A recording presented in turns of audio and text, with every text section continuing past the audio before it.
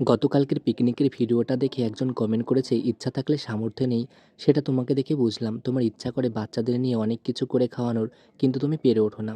সত্যি বলতে, আমি যদি এখন বলি হ্যাঁ আমার খুব ইচ্ছা করে, তবে পরবর্তী সময়ে যদি আমি করতে না পারি সেটা খুব খারাপ দেখাবে।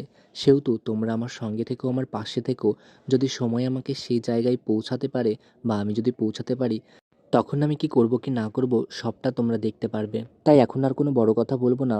যখন সময় হবে তখনই সেটা তোমরা বুঝতে পারবে এবং দেখতে পারবে। আরেক দিদিভাই বলেছে, আমার বন্ধু-বান্ধবীরা মিলে আমরা না এরকম পিকনিক করতাম। সত্যি এটা কোনো রেস্টুরেন্টের থেকে খাবার কিনে খাওয়ার চেয়ে বেশি আনন্দকর। হয়তো কিছুদিন রান্নাটা ভালো হতো, আবার কিছুদিন খারাপ হতো, তবে বেশ আনন্দ পেতাম। আর সত্যি তোমার জন্য আমার পুরনো স্মৃতিগুলো ভেসে উঠলো, খুব ভালো লাগলো। আরেকজন বলেছে, আমিও যখন পড়াতাম তখন এইরকমই করতাম, কোথায় চলে গেল সেই সব দিনগুলো। তাই আমার ভিডিও দেখে নাকি কান্না করেছে। সত্যি কালকের ভিডিওতে তোমরা অনেক ভালো ভালো কমেন্ট করেছো।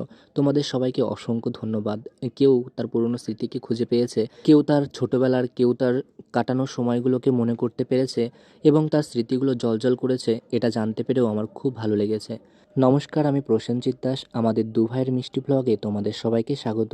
আজ ছিল রবিবার, তবে সব দিন যেমন সমান যায় না, তাই সব রবিবার একই রকম কাটে না।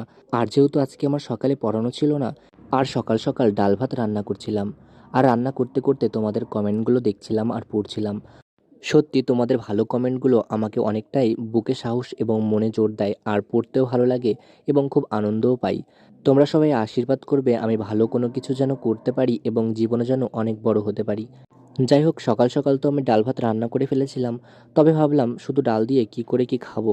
যাই হোক, ভাইকে ডাক দিয়ে বললাম, ভাই তাড়াতাড়ি করে আয়, আমার ভাত রান্না হয়ে গেছে। তারপর আমি যখন বাইরে গেলাম, ও দেখি পাঁপড় নিয়ে বসেছে। বলেছে, দাদা ডাল দিয়ে যেহেতু খাবো তাহলে একটু পাঁপড় ভাজা করি। আর ঘরে যেহেতু গোল পাঁপড় ছিল, সেই পাঁপড়গুলো নাকি খাবে না। ঘরে আরও অনেক রকমের পাঁপড় ছিল, সেখান থেকে বের করে নিয়ে এসেছে ওর পছন্দ মতো, সেগুলোই খাবে।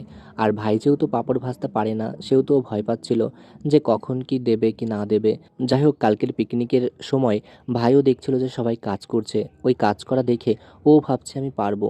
সত্যি কথা বলতে, ও ওই কাজের মধ্যে থেকে ও নিজে কাজ করবে সেরকম মানসিকতায় নিয়ে এসেছে। খুব ভালো লাগলো, কারণ এরকম মানসিকতা থাকলে তো বেশ ভালো হবে। এতে কাজ করার জন্য মনে সাহস এবং মনের জোর অনেকটাই চলে আসবে। ভাইয়ের পাঁপড়গুলো ভাজতে ভাজতে তারপর ভাত বাড়াও হয়ে গেল এবং আমি এবং ভাই সকাল সকাল ডাল ভাত এবং লেবু, তার সঙ্গে পাঁপড়ও নিয়ে বসে পড়লাম। আর আমরা লেবু নিয়ে এসেছিলাম পাশের বাড়ির জেঠির বাড়ি থেকে। ভাই খেতে বসে বলছে, দাদা এই ভাতের সঙ্গে লেবু দিয়ে যদি এরকম মাখিয়ে খাই আর পাঁপড় দিয়ে খাই, এটা কিন্তু খুব ভালো লাগছে। আসলে লেবু দিয়ে আমাদের ভাতটা তেমন খাওয়া হয় না, আর ভাই যেহেতু নতুন কিছু খাচ্ছে, ভাইয়ের বেশ ভালো লাগলো। তারপর ভাই ভীষণ তাড়াহুড়ো করে খেয়ে নিল।